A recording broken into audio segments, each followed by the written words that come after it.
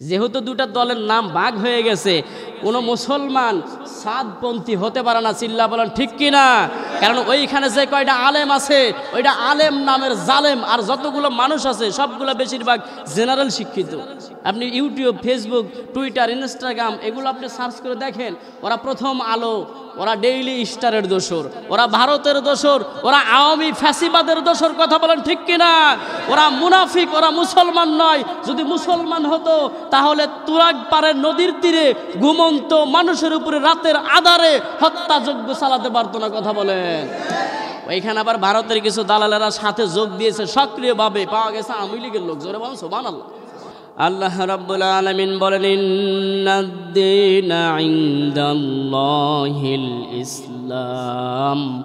আল্লাহ তাআলা বলেন, হ্যাঁ মানব জাতি, নিশ্চয় আল্লাহর নিকট মনোনীত ধর্মের নাম, জীবন ব্যবস্থার নাম হলো ইসলাম। আল্লাহ কেন ইন্ডিকেট করলেন?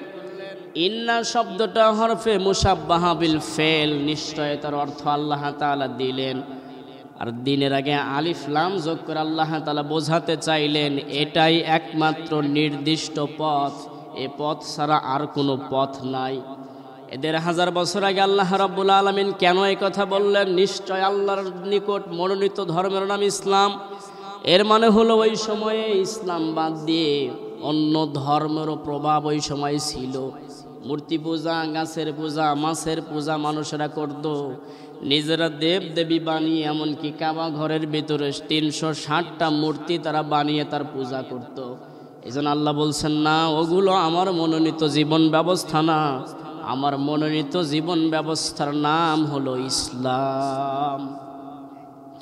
আল্লাহ তাআলা আরো বলেন, আল-ইয়াওমা আকমালতু লাকুম দীনাকুম ওয়া আতমামতু আলাইকুম নি'মাতি ওয়া রাদিতু লাকুমুল ইসলাম দীনা। চিৎকার করে বলেন আল্লাহু আকবার। আল্লাহ তাআলা বলেন, আজকে আমি তোমাদের জন্য দিনকে পরিপূর্ণ করলাম। আল্লাহর এই ঘোষণার পরে কেউ যদি ইসলাম ব্যতীত অন্য কিছুকে দিন হিসেবে, আদর্শ হিসাবে মানে, আল্লাহর এই আয়াত অনুযায়ী সে ব্যক্তি ক্ষতিগ্রস্ত। কারণ আল্লাহ বলছেন, আজকে এই মুহূর্ত থেকে ইসলামকে তোমাদের জন্য আমি দিন হিসাবে পূর্ণ করলাম। এর মানে হলো ব্যক্তিগত জীবন থেকে আন্তর্জাতিক জীবন পর্যন্ত যত সেক্টর থাকবে, সকল সেক্টর সম্পর্কে কোরআনে কারিমে বর্ণনা আছে না নাই?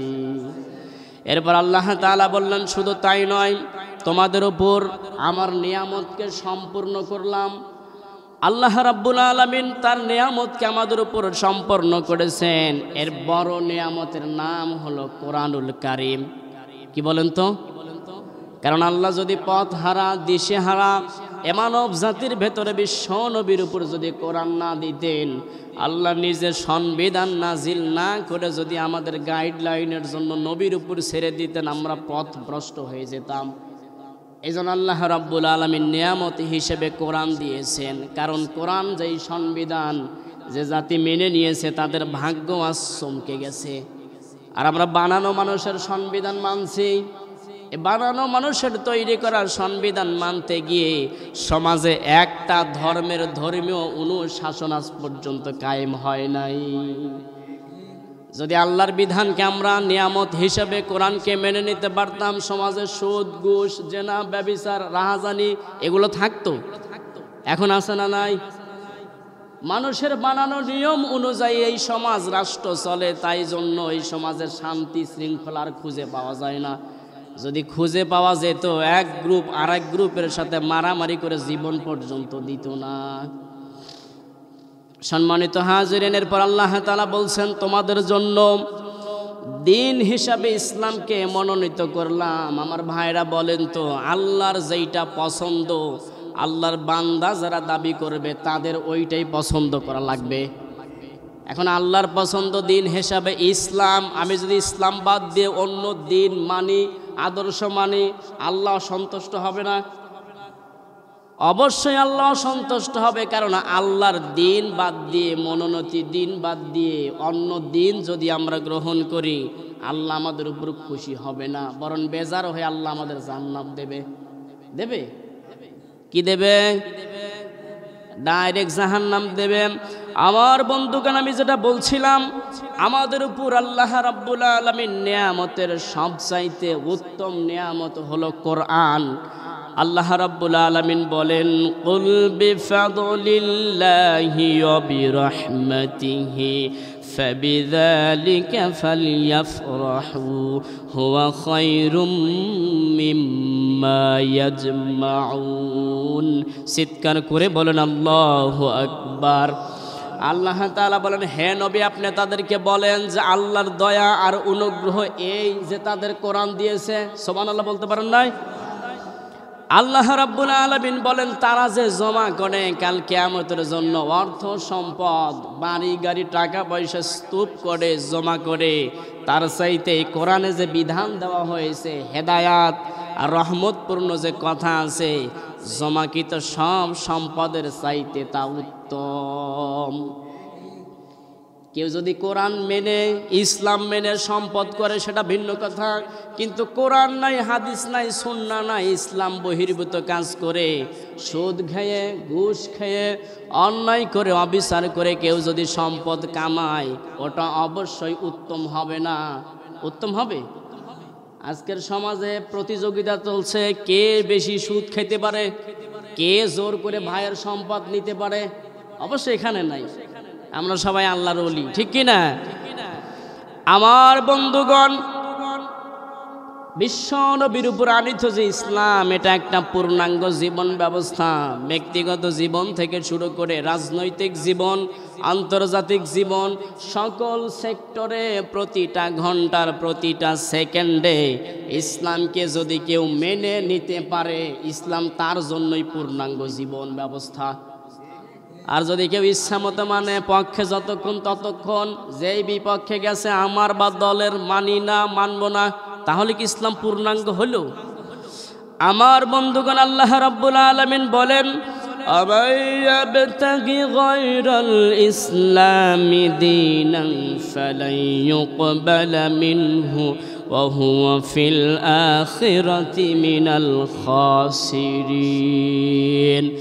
আল্লাহ তাআলা বলেন, যেই ব্যক্তি ইসলাম বাদ দিয়ে অন্য কোনো জীবন ব্যবস্থা, আদর্শ, এগুলো নিয়ে আমি আল্লাহর কাছে হাজির হবে, উপস্থিত হবে, তার কাছ থেকে কোনো কিছু গ্রহণ করা হবে না। কারণ এই আল্লাহর মনোনীত জীবন ব্যবস্থার নাম ইসলাম। কি বলেন তো? আল্লাহ বলেছেন আমার মনোনীত জীবন ব্যবস্থার নাম ইসলাম। এখন কেউ যদি ইসলাম বাদ দিয়ে অন্য কোনো জীবন আদর্শ, মতাদর্শ নিয়ে হাজির হয়, নাস্তিক্যবাদী মতবাদ এই দেশে আছে না নাই? অনেক মানুষ আছে, আবার কোরআনের পর্যন্ত ভুল ধরে বসে আছে, এরকম লোক আছে না নাই?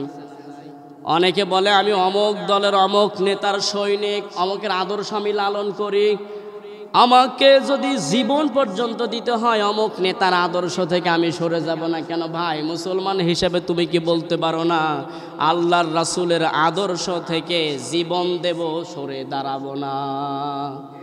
মুসলমান হিসেবে এইটা বলার দরকার ছিল, কথা বলেন না কেন? আর তুমি যেই নেতার জন্য জীবন দিবে, ওর আদর্শ মানবে, ও কোথায় যাবে তারই ঠিক নাই, ও তোমারে নেবে কি? আর মুহাম্মাদুর রাসূলুল্লাহকে যেন আদর্শ হিসাবে মানি, এ কথা আমাদের বিশ্বাস করি, এ কথা বললে ভুল হবে। যেন আমাদের জন্ম জন্মান্ত থেকে বিশ্বাস, আল্লাহ রাব্বুল আলামিন বিশ্বনবীকে জান্নাত দিয়ে দিয়েছেন, এ কথার মধ্যে কি সন্দেহ আছে? আর আপনি যেই নেতার আদর্শ মানেন, ও কই যাবে, কোথায় গিয়েছে, কি হচ্ছে, এর কোনো গ্যারান্টি আপনার কাছে আছে? এই জন্য আদর্শ হিসাবে মানতে হবে ইসলাম। আমার বন্ধুগণের পর আল্লাহ তাআলা বলেন, ইসলাম বাদ দিয়ে যদি কেউ অন্য আদর্শ নিয়ে আমার কাছে আসে, যাওয়া তো লাগবেই নাকি? নাস্তিক হোক, মুরতাদ হোক, বেঈমান হোক, যে যেই দল করুক, জীবন যে নিয়ে এসেছে ওরে একবার না একবার যাওয়া লাগবেই, কথা বলেন না কেন? এই জন্য আল্লাহ বলছেন, আমার কাছে ইসলাম বাদ দিয়ে যদি কেউ আসে, গ্রহণ করব না তা নয়, শুধু সে ক্ষতিগ্রস্তদের অন্তর্ভুক্ত হয়ে যাবে। জোরে বলেন নাউজুবিল্লাহ। এখন কেউ যদি মারা যাওয়ার পরে ক্ষতিগ্রস্ত হয়ে যায়, ওর লাভ উপকার কে আর করাবে বলেন? আমার বন্ধুগণ, আমরা যারা নিজেদেরকে মুমিন দাবি করি, ইমানদার দাবি করি, এক কথায় বলতে গেলে আমাদের আদর্শ হলো মুহাম্মাদুর রাসূলুল্লাহ। সকলে বলেন সাল্লাল্লাহু আলাইহি ওয়াসাল্লাম। এ কথা মনে হয় আমি বানালাম নাকি? ১,৫০০ বছর আগে আল্লাহ রাব্বুল আলামিন জানিয়েছেন, লাকাদ কানা লাকুম ফি রাসূলিল্লাহি উসওয়াতুন হাসানা। চিৎকার করে বলেন আল্লাহু আকবার। দুনিয়ার কোনো সাধারণ মানুষ সার্টিফিকেট দিচ্ছে না, কোনো মেম্বার, কোনো চেয়ারম্যান সার্টিফিকেট দিচ্ছে না। এ বিশ্ব ব্রহ্মাণ্ড যিনি বানিয়েছেন, আসমান আর জমিনের মালিক যিনি, বিশ্ব নবীকে আদর্শ মানার জন্য হুকুম দিয়েছেন তিনি। আল্লাহ রাব্বুল আলামিন বলেন, নিশ্চয় তোমাদের জন্য রাসূলুল্লাহর জীবনে যে আদর্শ, ওটাই উত্তম আদর্শ। এ ঘোষণাকার। এখন আপনি দেখান তো আপনার নেতার পক্ষে, আল্লাহ তো দূরের কথা, কোনো ভালো একজন আলেম ফতোয়া দিয়েছে যে লোকটার চরিত্র ভালো দিছে? যে লোক মারা যাওয়ার পরে ১৭ থেকে ১৮ জন মানুষ জানাজায় দাঁড় হয়, অথচ বিশ্বের তামাম পৃথিবীতে ৫০টা বছর বিশ্বের বিভিন্ন দেশে বিদেশে এই কোরআনের কথাগুলো যে বলছিল তার জানাজা করতে দেওয়া হবে না, এরকম ঘোষণা আসছিল কিনা? কিন্তু বাধ্য করেছিল জানাজা হবে না। লোকজনকে কি দমাতে পেরেছিল? ওদের ধারণা ছিল আমার বাবার জানাজায় হয়েছিল ১৭ জন লোক, এর জানাজায় যেন ৫ জন হয়, কিন্তু হয়েছিল ১৭ লাখের উপরে। সুবহানাল্লাহ বলবেন না? এজন্য ইসলাম দিয়ে, ইসলামী আদর্শ দিয়ে, নবীর আদর্শ দিয়ে যারা জীবন সাজিয়েছিল, তাদের সম্মানের ফায়সালা কোনো ব্যক্তি আটকাতে পারে না। সম্মান দেয় কে? আরো জোরে বলতে হবে, দেয় কে?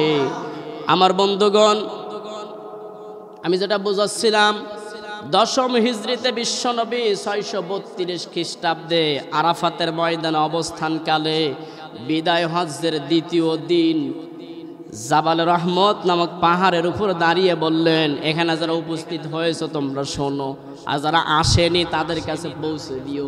কথা হলো এই, যতদিন পর্যন্ত তোমরা আল্লাহর কেতাব কোরআন ধরে থাকবে, আমি নবীর সুন্নাহকে যতদিন পর্যন্ত আঁকড়ে ধরে থাকবে, দুনিয়ার সাথীপাতি নেতা তো দূরের কথা, লেডিস ফেরাউন, পুরুষ ফেরাউন যতই চেষ্টা করুক না কেন, কিয়ামত পর্যন্ত তোমাদের কেউ পথভ্রষ্ট করতে পারবে না। সুবহানাল্লাহ বলেন।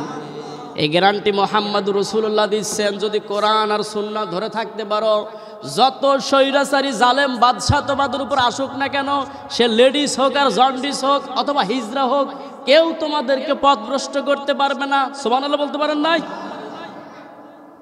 বিশ্ব নবীর সেই ১,৫০০ বছর আগের এই কথাটা আমরা যতটা না বিশ্বাস করতে পারছি, তার চাইতে বেশি বিশ্বাস করেছি ইহুদি, খ্রিস্টান আর বেঈমানেরা। এখন বলতে পারেন কি করে? আমার ভাইরা, আমরা বিশ্বনবীর কথাকে যতটা না গুরুত্ব দিয়েছি, তার চাইতে বেশি ওরা দিয়েছে। ওরা বিশ্বাস করে নিয়েছে যদি তামাম পৃথিবীর মুসলমানেরা কোরআন আর সুন্নাহকে আঁকড়ে ধরে, তাহলে আমরা যেই ধর্মের কথাগুলো বলি, মূর্তি পূজার কথা বলি, আমরা যে ইহুদিবাদ, খ্রিস্টানবাদ, আমরা যে তৃতীয়বাদের কথাগুলো বলি, এগুলো কেউ আর মানবে না। এজন্য ছলে বলে কৌশলে মুসলমানদের সন্তানদেরকে কোরআন থেকে, সুন্নাহ থেকে দূরে রাখার জন্য ষড়যন্ত্রে লিপ্ত হয়েছে। এ ভারত সরকারের ষড়যন্ত্রের প্রকৃষ্ট উদাহরণ হলো এই যে সিরিয়ালগুলো, জি বাংলা, স্টার জলসা, জোরে বলেন সুবহানাল্লাহ। কি করে মহিলাদের মধ্যে পরকীয়া প্রেম ঢোকানো হয়, এগুলো ওরা শিখিয়েছে ১৭ বছর।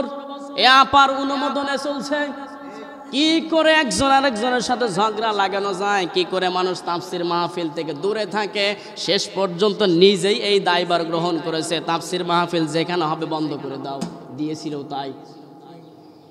কারণ ওরা বিশ্বাস করে যদি মানুষ, মুসলমানরা যদি কোরআন সুন্নাহ মেনে চলে, ওদের যে ঈমান হবে, ইসলাম থেকে, ঈমান থেকে যতই চেষ্টা করি না কেন সরানো সম্ভব নয়।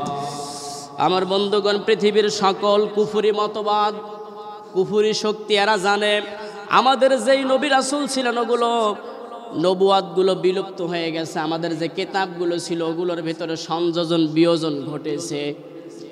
কারণ এই কিতাবগুলো আর মূল সত্তায়, মূল পন্থায় আর নেই, নিজেরা বানিয়েছে, ইচ্ছে মতো ঢুকিয়েছে। আমার বন্ধুগণ, এজন্য তারা বিশ্বাস করে একমাত্র কোরআনুল কারিমের হেফাজতের দায়িত্ব নিয়েছে কে? অন্য কোনো ধর্মের ধর্মীয় গ্রন্থে আল্লাহ তাআলা এই কথা বলেন নাই যে আমি ওটা হেফাজত করছি বা করব। কিন্তু কোরআনে কারিম সম্পর্কে আল্লাহ রাব্বুল আলামিন বলেছেন কিয়ামত পর্যন্ত আমি হেফাজত করব। সুবহানাল্লাহ বলেন।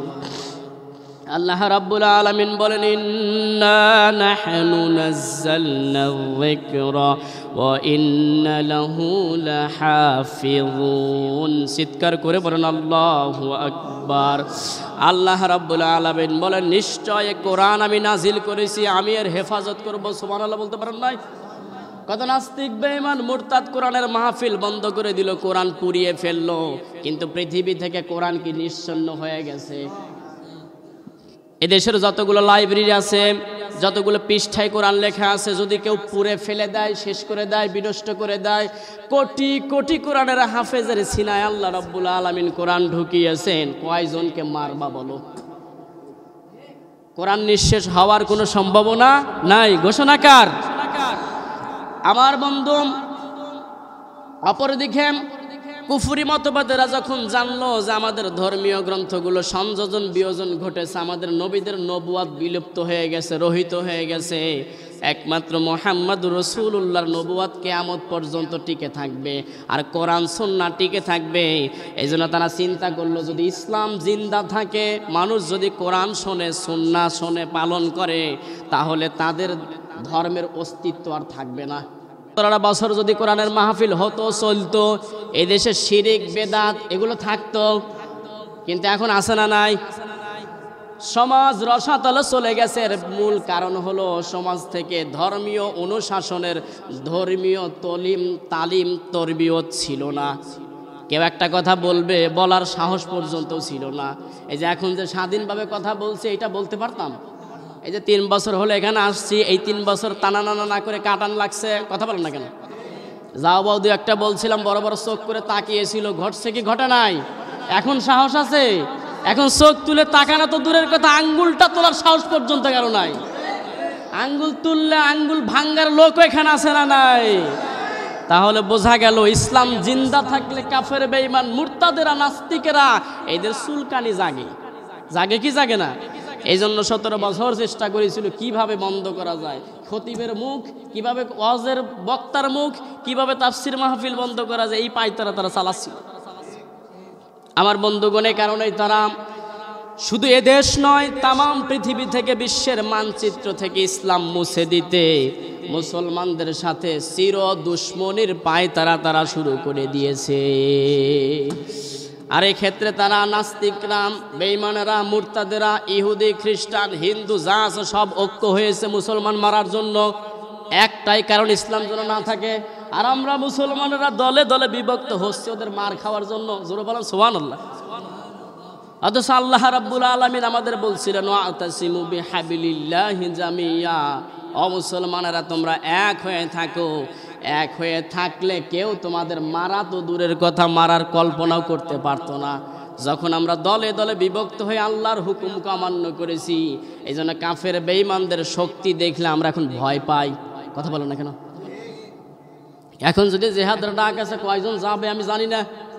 এই জন্য কোরআন সুন্নাহকে আঁকড়ে ধরতে হবে। কোরআন সুন্নাহ যদি আপনি আঁকড়ে ধরতে পারেন, যে ইমানি শক্তি আপনার তৈরি হবে, নাস্তিক বেঈমান মুরতাদ কাফের বেঈমান যত শক্তি তারা প্রয়োগ করুক না কেন, মুসলমানের ইমান থেকে তাকে সরাতে পারবে না। এই জন্য কোরআন সুন্নাহ ধরার দরকার আছে না নাই? আমার বন্ধুগণ, এরা শুধু মুসলমানদেরকে মারার জন্য পরিকল্পনা নিয়েছে, বিষয়টা কিন্তু তা নয়। তারা মুসলমানদের যেই ধর্ম আছে, ইসলাম আছে, ওই ইসলামটাকে দুনিয়া থেকে নিঃশেষ করে দিতে চায়। কথা বললেন না কেন? আজকে ফিলিস্তিনের দিকে তাকান, ওরা মুসলমানদেরকে মারছে, নারী শিশুদেরকে পর্যন্ত হত্যা করেছে। একটাই উদ্দেশ্য, ফিলিস্তিনের ভূমি থেকে ইসলাম দূর করে দেবে। আমার ভাইয়েরা বলুন তো, কি তারা পারবে? ওদের যে ইমান, আমরা এক একটা সন্তান জন্ম দেই, বড় হয়, বেনামাজি তৈরি হয়। কথা বলেন না কেন?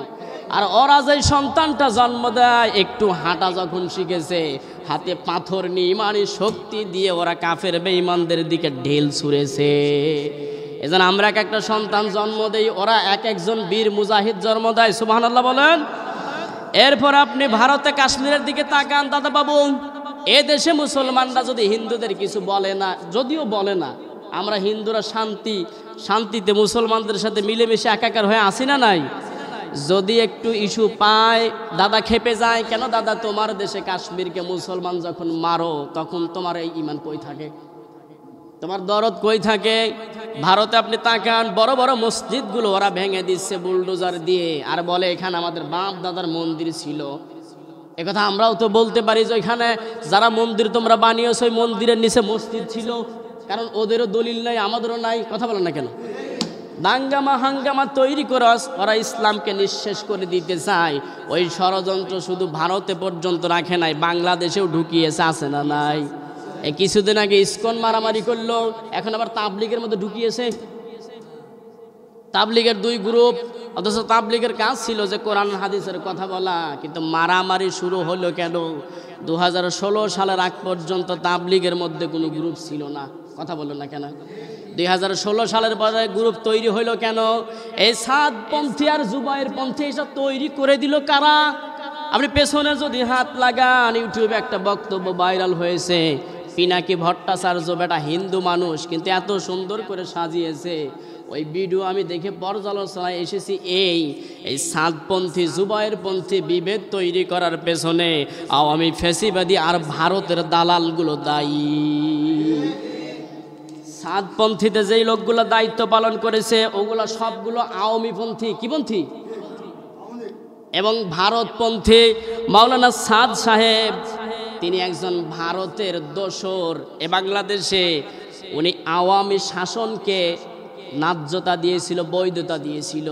আর তারা যারা দায়িত্ব পালন করেছে, এরপরে আলহাজ সৈয়দ ওয়াসিফুল ইসলাম টাটকা মুনাফিক, আওয়ামীর দালাল। এরপরে মাওলানা আবু রেজা নদভী ধরা পড়েছে, এ ভোট ডাকাতি করেছিল। কি ডাকাতি? এগুলো আমার বানানো কথা না, গুগলে আপনি সার্চ দিয়ে দেখেন, বিস্তারিত পাবেন। কাজী মোহাম্মদ এরতেজা হাসান আওয়ামী লীগের মনোনয়ন পেয়ে নৌকা মার্কায় দাঁড়িয়েছিল, জলে বলেন সুবহানাল্লাহ। যে বাটা আওয়ামী লীগের মনোনয়ন নিয়ে দাঁড়াতে পারবো, যেই পন্থী হোক না কেন, ও কখনো মানুষ হতে পারে না। কথা বলেন না কেন? শ্রেষ্ঠ মুনাফিক। কথা বলছে না কেন? এই লোক যদি সাদপন্থী দাবি করে, এই লোক যদি তাবলিগ করে, আর সেটা যদি যেই গ্রুপে হোক না কেন, ও কখনো চাইবে না এ বাংলার বুকে ইসলাম টিকে থাকুক, কারণ ওর ধারণা দাদাকে খুশি করা লাগবে। এরপর আছে মুফতি ওসামা ইসলাম, মাওলানা মুয়াজ বিন নূর ধরা পড়েছে। বিগত বছরগুলোকে এরা আওয়ামী শাসনকে ন্যায্যতা দিয়েছে, বৈধতা দিয়েছে। এ কারণে ওরা বলেছিল আমাদের সাথে আলেম ওলামা আছে। এগুলো কি আলেম? যেগুলোর নাম বললাম আলেম। এখন তাবলিগ হয়ে গেছে তাবলিগ লীগ। কথা বলেন না কেন? অপরপক্ষে জুবায়েরপন্থীর দিকে আপনি তাকান, এরা মূল ধারার আলেম। প্রত্যেকটাই আলেম তো যেন তেন আলেম না, উপমহাদেশের দেওবন্দিয়াতের থেকে ফারেক প্রাপ্ত বিশ্ববিখ্যাত আলেম। সুবহানাল্লাহ বললেন না? এরা আমি বিরোধী, এখানে মূল টক্কর। এরা ফাঁসিবাদী বিরোধী, এরা ভারতের আগ্রাসন বিরোধী। কথা বলেন ঠিক কিনা? আমরা ভারত বিরোধী এই কথাটা ভুল, আমরা ভারতের আগ্রাসন বিরোধী। যখনই ভারত আমাদের মুসলমানিত্ব নিয়ে, আমাদের ভূখণ্ড নিয়ে, আমাদের ইমান নিয়ে কথা বলবে, আমরা মুসলমান তখন ছাড় দেব না। এ বিভেদ যে তৈরি করলো, মূল উদ্দেশ্য এই দেশে তাবলিগ যেন বন্ধ হয়ে যায়। কথা বলেন না কেন? কারণ বিশ্বব্যাপী এই ইস্তেমার মাঠকে মানুষ চিনে ফেলেছে। এখানে লক্ষ লক্ষ মানুষের সমাগম হয়, আর এই লক্ষ লক্ষ মানুষ যদি ইসলাম চেনে, কোরআন ধরে, সুন্নাহ মানে, তাহলে ইহুদিবাদ, খ্রিস্টানবাদ, নাস্তিক্যবাদ, ভারতের আগ্রাসন এগুলো এই দেশে কায়েম হবে না। কথা বললেন না কেন? কারণ ভারত যদি এই দেশে কোনো ইসলাম বিদ্বেষী ক্ষমতাকে প্রয়োগ করতে চায়, ইসলাম বিদ্বেষী কোনো আইন বানাতে চায়, 17 বছর খুব সুন্দরভাবে এই দেশে কায়েম করতে পেরেছিল। কিন্তু এখন যদি বানাতে চায়, তুরাগ পারের ওই সাদপন্থী বলেন আর জুবায়েরপন্থী বলেন, এগুলো তো এখন হয়েছে।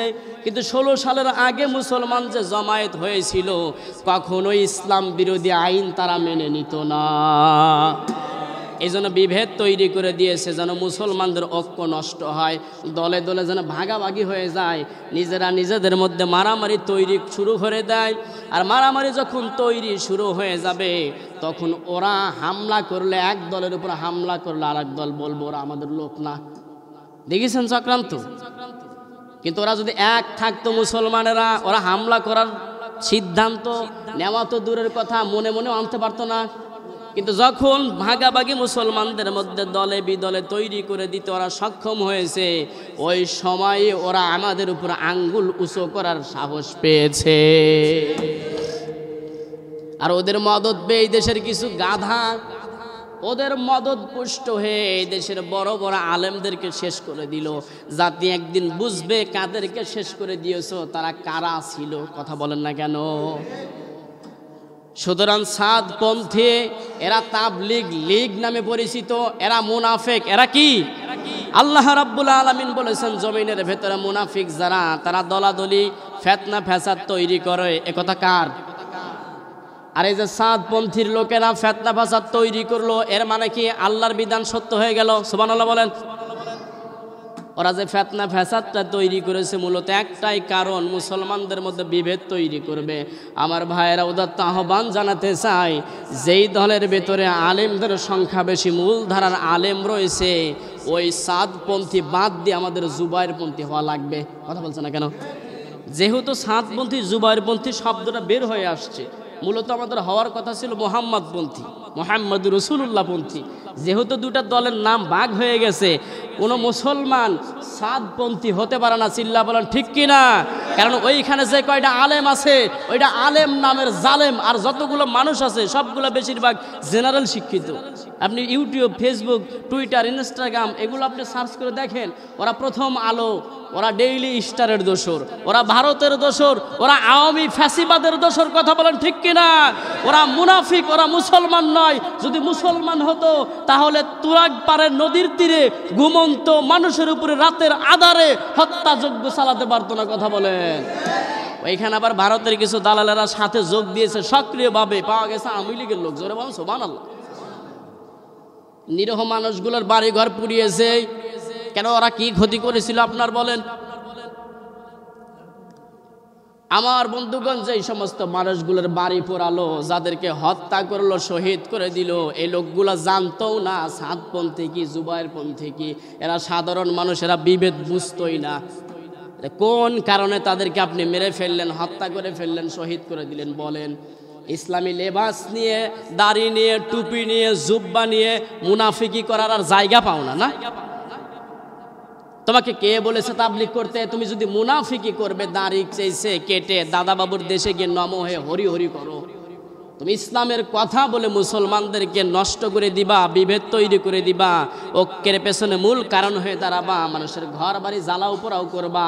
এটার নাম তাবলীগ নয়, এটা তাবলীগ লীগ।